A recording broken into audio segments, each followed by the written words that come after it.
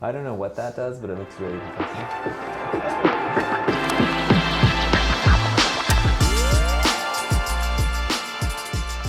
So Jonny, really appreciate you being here today for this. The audience for today are startup founders who are really at the beginning of their journey, kind of similar to where you were 5-6 years ago. So the hardest part of the journey. Exactly. So for them, do you want to just introduce yourself? I'm Jonny Britton, the co-founder and CEO of LandTech, and we are a property development platform that uses data to fuel an ecosystem of products to help identify and then unlock sites with development potential. Tell us a bit about what was the inspiration behind setting this up? These things often start with a problem. You faced or saw a problem and you decided to solve it. Tell us about that inspiration, the why. Yeah, sure. So the initial inspiration came from Andrew, my co-founder. He was a wannabe self-builder living in London. At the time, it's always been the case, London house prices are excruciatingly high, and as a highly paid software engineer, he wasn't able to afford to buy a property, and he got interested in this world of self-building. And in East London, Shoreditch at the time was far more run down, and there were plots of land all around him, and he's starting to think, maybe I could build my property on that piece of land over there. Beautifully kind of naive questions for people who know how the land market works. But he started scratching away at the surface. Okay, so who owns that piece of land? Okay, I'm really struggling to find this information out. What could you do with that piece of land? You could put more than one house on there. What does the landowner have? What's the intention for the land? And just hit a brick wall. The brick wall that my degree course taught me to understand about how you navigate this information. So he was learning all about the land market, almost from in an academic and personal interest sense, but then heard figures like there's 4 million wannabe self-builders in the country, and none of them can find land. Only about 1 in 10 homes are built by self-builders, which is 10,000 a year. Could be around Europe, it's much higher. So he saw these opportunities, big markets, big problems, potential to solve a lot of the housing issues in the country if you can kind of get a lot of self-builders building. Definite housing crisis in the UK. So he decided to set out to solve that problem and reached out for a co-founder so he could join an accelerator program. I knew all about the problem he was talking about. I knew what the data sets are you need to look at. I knew where they were. I knew how antiquated they were. So I had all my own light bulb moments and said, I can add a huge amount of value here. Love what you're doing. Let's do this. Timing was perfect. We set out to help self-builders, and our theory was if we can help self-builders find land and build more, we can build our way out of the housing crisis. It was a theory of change, and it failed. So we tried to find ways to get land into the hands of self-builders, on-market land. So how do you build a marketplace for land? It's ridiculously hard. It's, this is another hour's worth of, weeks worth of material on this. But we couldn't help self-builders find land. We couldn't sell them land. And then we came across this concept of off-market land, which is how developers, it's like the dream for a developer to find a really good site and a willing landowner to sell it, who will sell it, and they can get through planning and they can build out units. So that's how developers like to find land, and often the agents are doing that and selling the developers' sites. And we thought we could help self-builders to find off-market sites.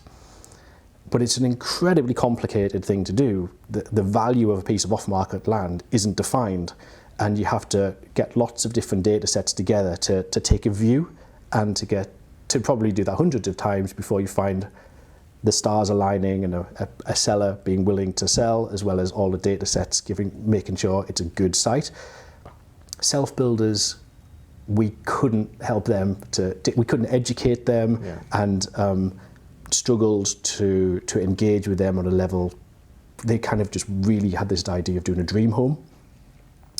So we couldn't help self-builders find land, and our theory of change was we couldn't bring it into action. But all along, we're widely surveying the market. There's the kind of classic, I can't remember who made the phrase, but get out the building. That's really important, to go and just speak broadly to the marketplace, learn the problems across a broad range of potential customers. And existing property developers were extremely interested in a tool to help them find off-market land. And almost when we started pivoted our market sector from self-builders into proper property developers, the wind turned from blowing in our faces to kind of really blowing behind us and giving us a lot of speed. They wanted to engage with us, they wanted to help us, they wanted to buy our company, they wanted to invest. They wanted nobody else to have this idea. And we made a lot of progress, and our theory moved from being, if we can help the kind of large volume of people to build a bit and add supply to the market, to going, here's the people who are already in the market. If we can help them be more efficient, then we can build more homes and solve meaningful problems with this company. So if we pause right there, I think that's really interesting, because you started off with a certain intention, targeting self-builders and off-plan land, and you found that didn't work and it failed. But then you had to pivot based on who actually needed this product, which ended up being developers who needed the data and the tool in order to go out and source properties. So just in that early foundational story, what lessons do you think you have to share for other startup founders that are going through this early journey of trying to get a product to fit the market need? Yeah, okay. Lots of lessons. Some of the main ones are, it takes time. So you need to be prepared to go through that time and not to jump too early. We could have thought we knew all the answers and tried to raise money and do the wrong thing. But we decided to take it really slowly, to really truly validate it, a lot of the concepts behind our business before we raised money and could prove a lot more that we were on the right track. So that's the first thing. And the lean startup, and there's lots of literature out there on how you go and validate a market when you haven't got a product and any customers. You have to be quite experimental and take the time to go through the experiments and validate as much as you can. The second thing is empathy is extremely powerful. So you can approach customer validation in a couple of different ways. You can be extremely data driven, and you need to be, but you also need to get into the mind and feelings of your potential clients. And so you need to take time to know who they are, what kind of people are interested in this, because for property in particular, there's high risks, so it only attracts a certain type of resilient kind of entrepreneurial natured person, and it's multi-dimensional, and so you have to build small teams. You have to think about the teams they're going to be building out, and who could the user be and who would the buyer be. So you have to really act like you are in the market and go along to the events and just have a kind of open book about the kind of subjects that you could talk to. I think that's extremely powerful. And then you have to also be bold and be able to tell a very good story, because you don't really know anything at this point. But if you've got the right kind of attitude, you'll be flexible and you'll learn along the way. But it needs to be big, and it needs to be you who's going to win. So you need to be able to tell a story about exactly why that's going to happen. Now, that's actually really compelling and powerful, particularly about having empathy and understanding your customer and immersing yourself in the world of the customer, as you just described. So if we go back to that early stage of the business, and we'll come on to where you are now, you've come a long way. If you go back to the beginning stages, you obviously went through the Pi Labs accelerator back in 2015. Just rewind back to that early stage when you were in that room with 4 or 5 other startups. What was it that you learned during that stage, and what were some of the milestones achieved then? So we were in a room full of fantastic individuals. I mean, the teams that were selected were, you know, a really good crop, and maybe at times it felt like others were going to be the ones that were the real breakout. They were fantastic people and, you know, great entrepreneurs. The milestones that we had in our company were, I mean, we came in under kind of slightly different circumstances because we had someone trying to invest in us at the time. Sure. We had to make a decision at one point not to take investment from them because they were being very slow. They were a big kind of institution. Sure. And, you know, you have to take some risks to go with a thing that's going to give you momentum, because speed at that stage is arguably the most important thing. Yeah. And, you know, we saw people hold on for better valuations or worse terms and better valuations, but we always went with kind of speed and simplicity and good people who we think we could work with, and ultimately that paid off for us. No, it's been a really exciting journey. Let's talk a bit about some of the early steps that you had to take to get to where you are now, and we'll come on to the present day. But you had to build a team around you. You know, you and Andrew were the founders. You had to hire a core team that helped you execute quickly.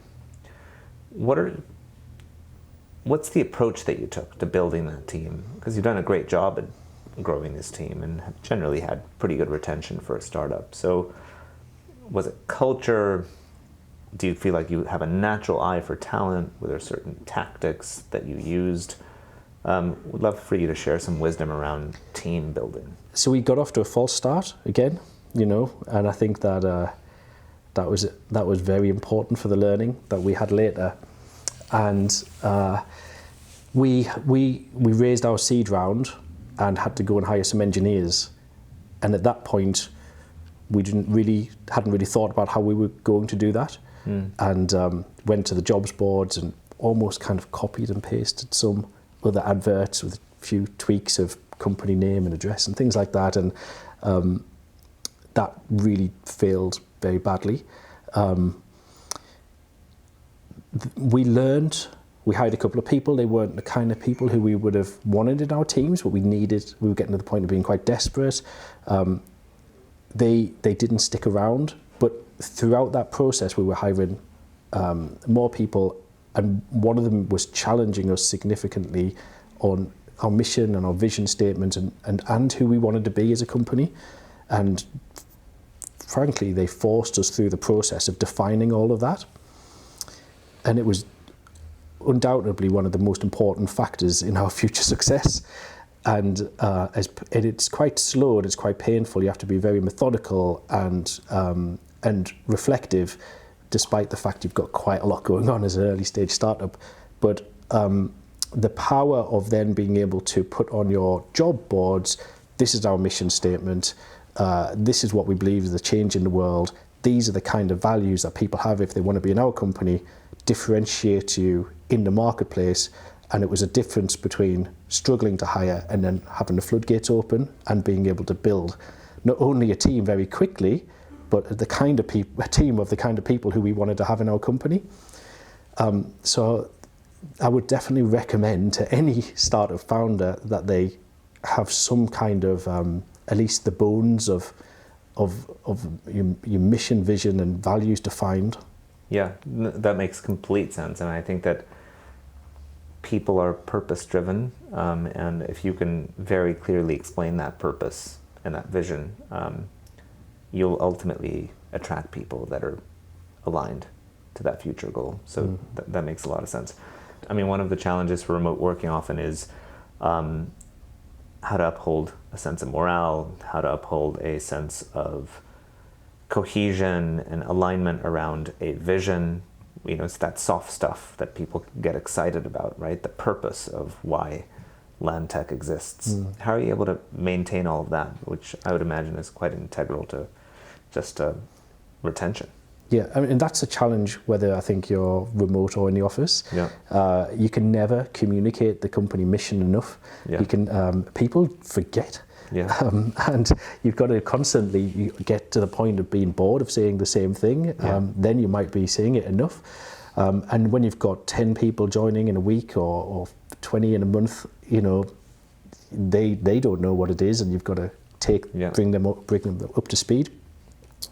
I mean, we've always, even if we're hybrid, remote, or in the office, we're a very sociable company. We have got to the point where we know who we are in our company and our culture, and we hire people who fit in with it. It's another piece of magic when you know that you're going to meet someone for the first time that you haven't been involved in hiring, and you're going to like them, and they're going to be level-headed and ambitious and creative and all these things that we encourage. And we want to hang out with them. And so we do regular social events, we have a community on our Slack channels. We do quarterly all hands. We do get people together, lots of team meetings. It's I would say there's a lot of activity to keep it together, to keep it as a community. It's not just kind of forget about here's some tools, forget about who the people are. We're very structured in the way we onboard people, and we and live our values and test people against this stuff. You're now close to 150 people. Have the people challenges changed now? Or what's top priority now when it comes to the people side of the business? Because we'll come on to it, but you recently raised a round of capital, which I'd like to touch upon. Clearly, you need to invest that capital. This is a software business. You're going to hire more people. So how have the people challenges changed?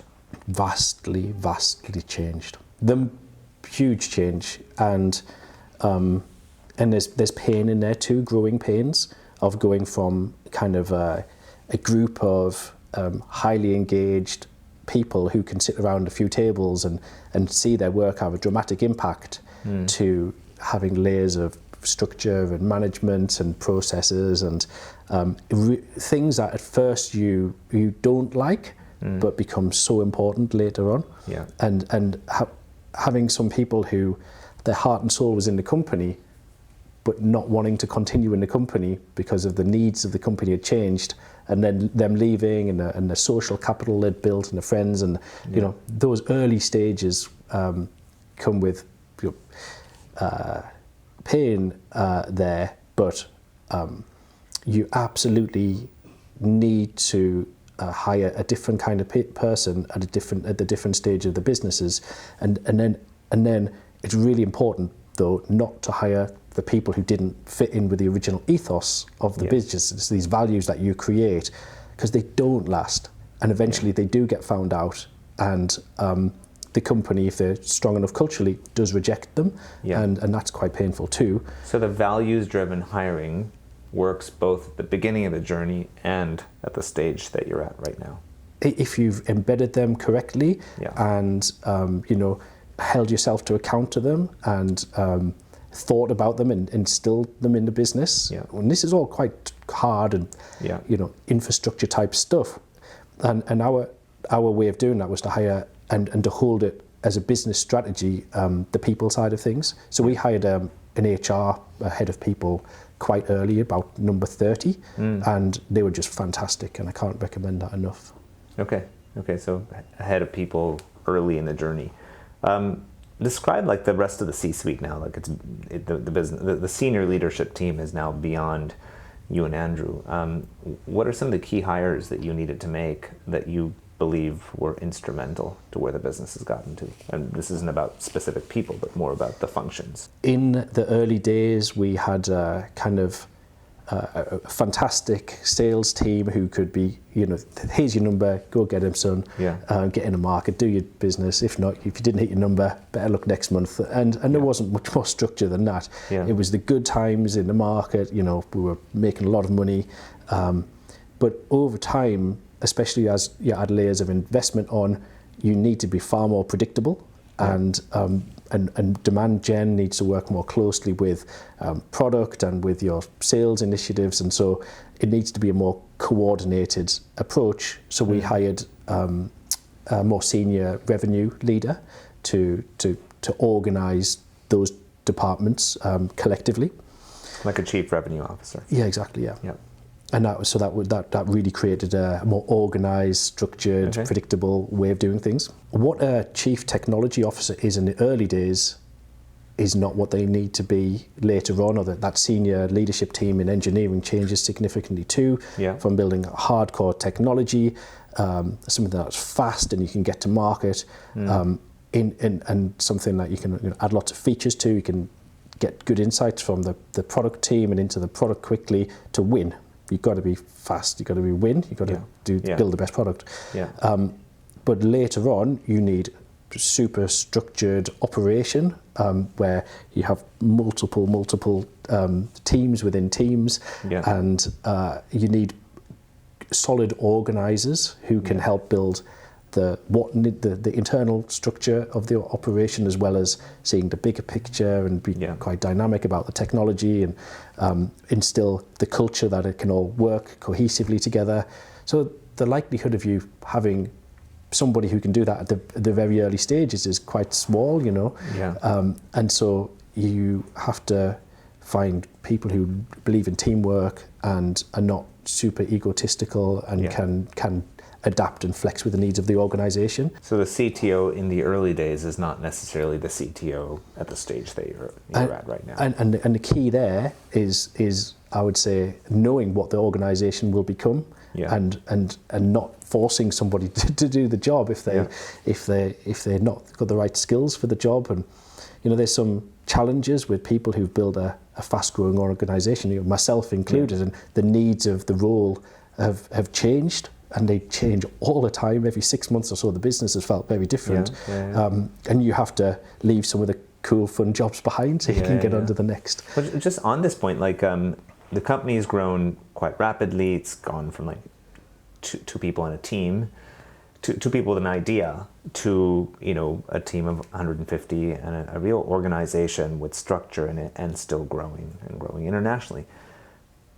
What have you needed to do to remain the CEO and be relevant for a CEO of a 150-man organization versus during the embryonic stages of the business? What personal development, professional development have you undergone? Has it been mostly learning on the job? There's definitely a lot of learning on the job.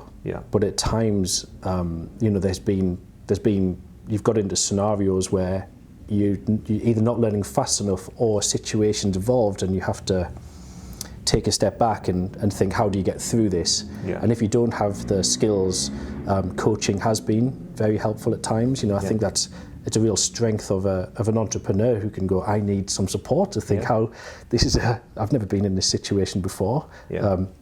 How do you navigate it? I think it's really valuable to have a good support team in there. I think that you leave a lot of the operations behind, and you're not as much of a doer. You're more of you take a strategic role, and first of all you hire managers, and then first of all you are a manager, or first of all you're a doer, then you're a manager, then you kind of need to be a leader of managers, and then you need to be have a small team around you to help think about how to lead a company of people, and they've all required different mindsets. And so I've always just been a huge reader. I just read and consume podcasts, and I'll try and learn from anybody who's a bit further ahead of me. And you've kind of taken charge of your own development journey. You've been seeking out mentors, you've been reading the literature that's out there. There's a lot of literature about being a startup founder and a lot of pitfalls that others have face, so you've got the benefit. I guess you're standing on the shoulders of the giants that came before you, so you've benefited from all that. There's just no excuse from not having done the reading. I think that's your job, to be a step ahead of the company. Yeah. And it's only theory, and you have to put it into practice. Of course. And it's never quite exactly how the book said. But I think that's definitely the job of a startup founder to educate themselves.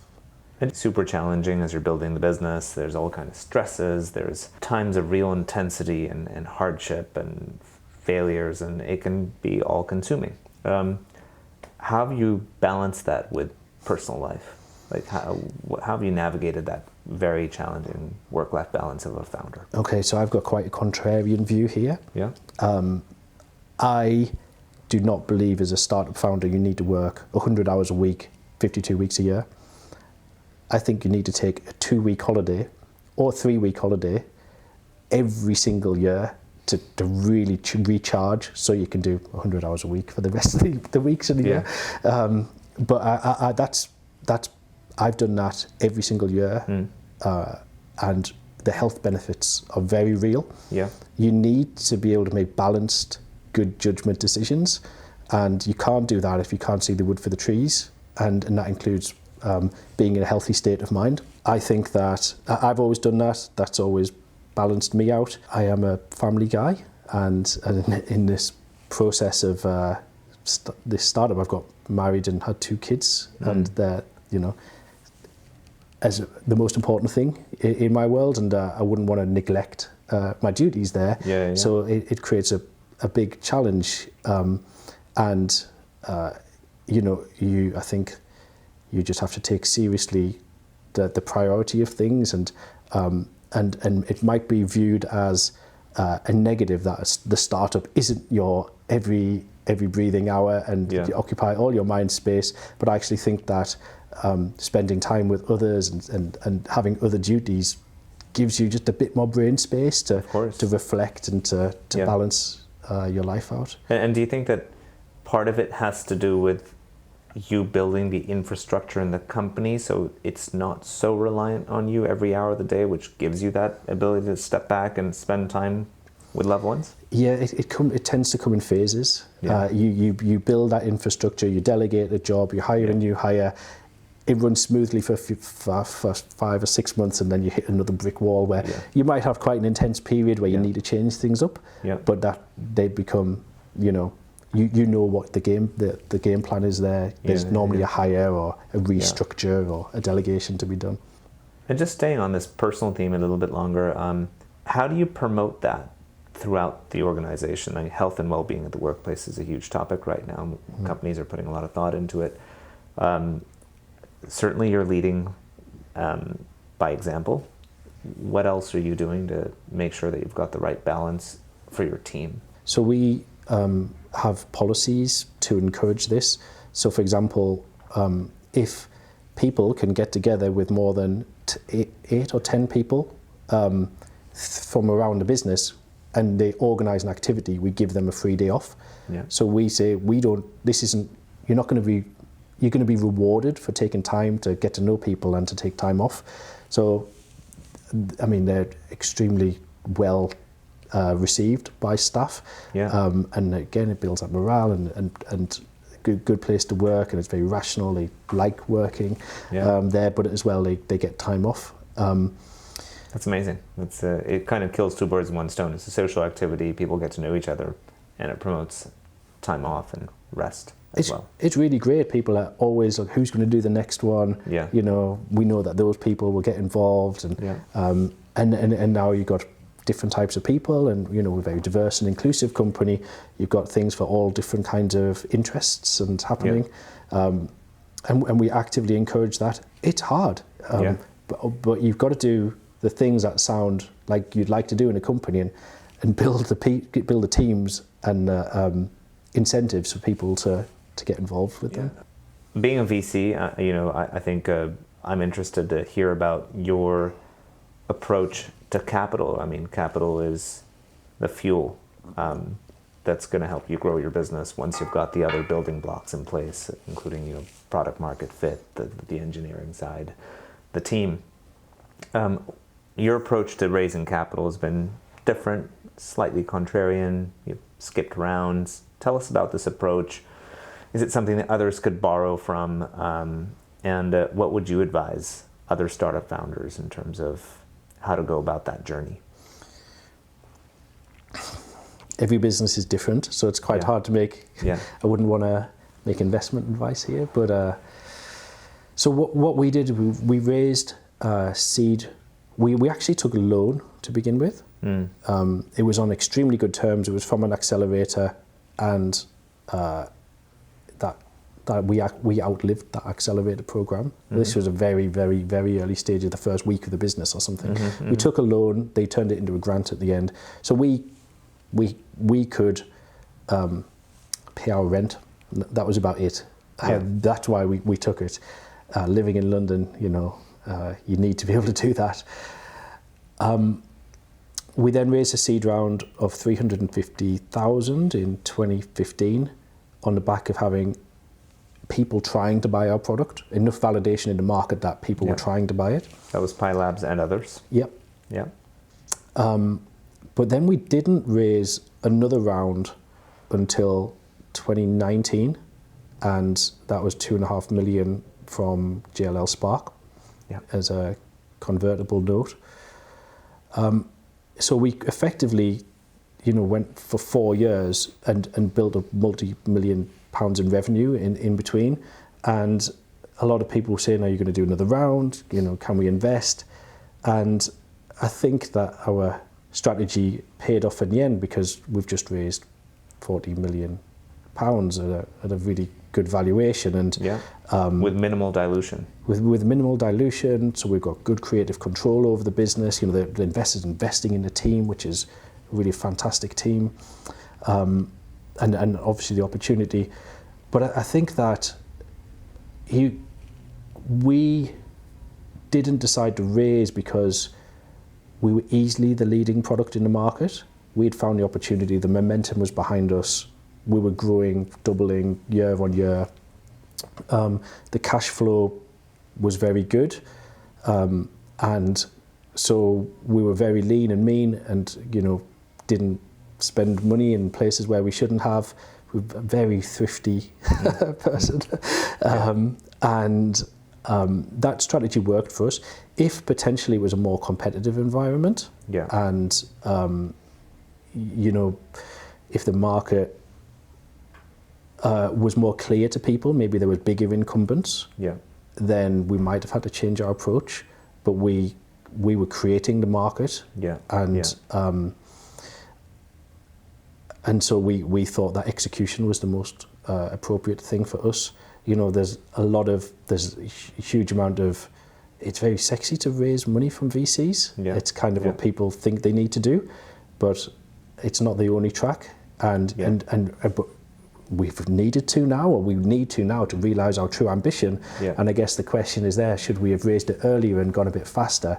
But we were growing and doubling. I don't think we would have been expected to grow too much faster. And so if you can only have 50 problems to deal with at a time rather than 200, there's a... And arguably, since you weren't raising capital and you're just focusing on execution, that meant that was one less thing for you to worry about, and you just remained focused on building the business, building the product, and executing. So I can certainly see that being an approach that worked for you, since you were, the competitive dynamic was different, where you were the leading product in your space. Let's talk about where the business is today now. Just talk to us about the size and scale that you've been able to achieve 6 years on. So we're about 150 staff. We will be any time now. We have got the vast majority of those people in the UK, but we have about 4 people in Australia, and we've got 1 person in the US, and they're just hiring out the team there. We passed 10 million in recurring revenue this year, and next year we'll pass 20 million. We're still growing very quickly. We actually aim to be about 50 million in a couple of years' time. we're mainly still with our first product, but we take this very lean approach to building out our new ventures, and we can see a very fast growth in our early product lines. So it's really hard to forecast the revenue, but our plan is to go internationally. We're building the machine to sweep up the data and have an economy of scale in a broad range of markets. But on top of that, to build out more of the workflows needed for the developers to do their assessment of the land and their work there. So we've got a really nice innovation happening, as well as a very actual scale up.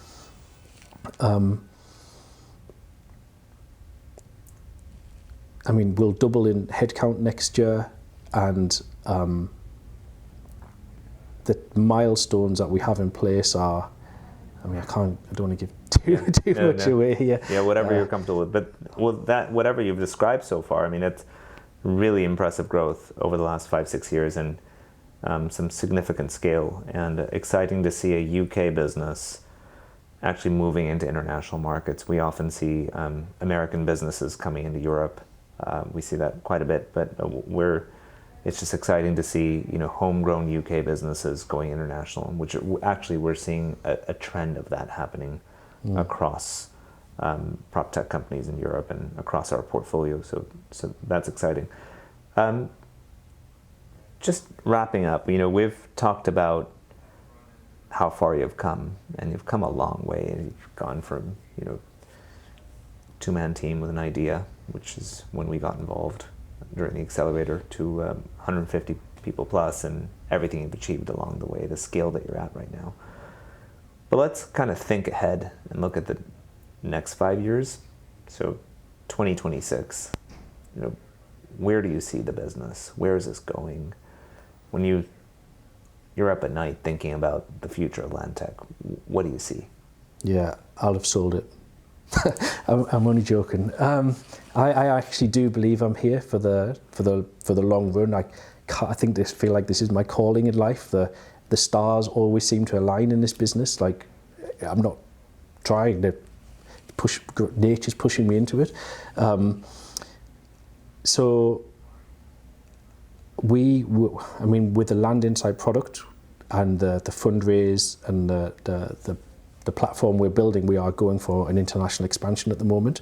So we're pushing into Australia, we're pushing into the US, all driven by our ability to gather the data, make sense of it, and to serve it up in a really vibrant way through nice interfaces. And this is really hard data to get hold of, so we're solving big problems here. Yeah. And then on top of that, we're building these components which help our clients do more of their workload.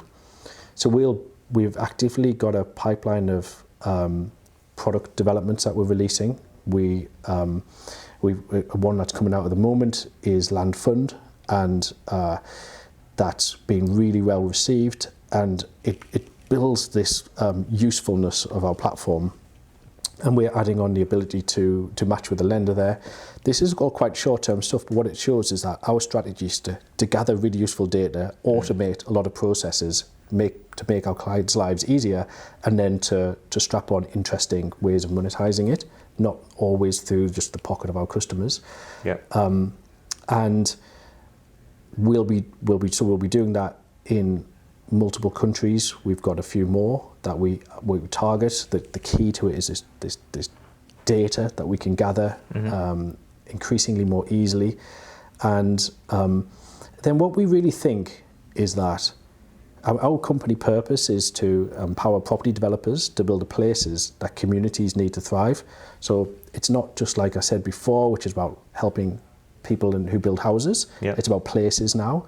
And if you see what's coming, we've got a big push into commercial.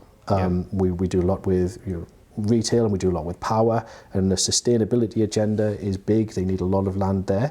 So we can be central to a lot of the property and the development industry that's coming into the world. Yeah. We've got a community platform, so we've hundreds and hundreds of our customers every day come on there to talk about the property development industry, and that's giving us insights, and it's giving them a peer network to talk to, as well as us being able to drive our messages through that. And we've got big plans there. It's already active in Australia and in the US. So we don't really think of ourselves as just a product. We view ourselves as a force in property development to go forward and to be the main company in property development. You know, you're going to do some property development, you need a LandTech. You've got a range of options, whether it's a network to help you or products to help you, access to capital. And we've got lots of kind of ideas about how we're going to expand this. But one of the things that is worth saying as well is that because of all of this data that we're gathering, these tools that we're using, these users that we have, we've got an incredible data set that we're building, and we actually think that our biggest market going forward will be this bespoke proprietary data that we're building and being able to build insights from that. Super exciting. I mean, the breadth of the product, all the adjacent areas you're moving into, all the different use cases and the different parts of the real estate sector you're moving into beyond just the initial vision of residential, just goes to show how you can start off with a small idea and then really expand the vision and build something of true global scale here. Jonny, it's been a real pleasure. Thank you for your time today and for sharing your story, your journey, and all these lessons and insights for the future founders in the PropTech industry. Well, Faisal, you're an integral part of this journey, so thank you.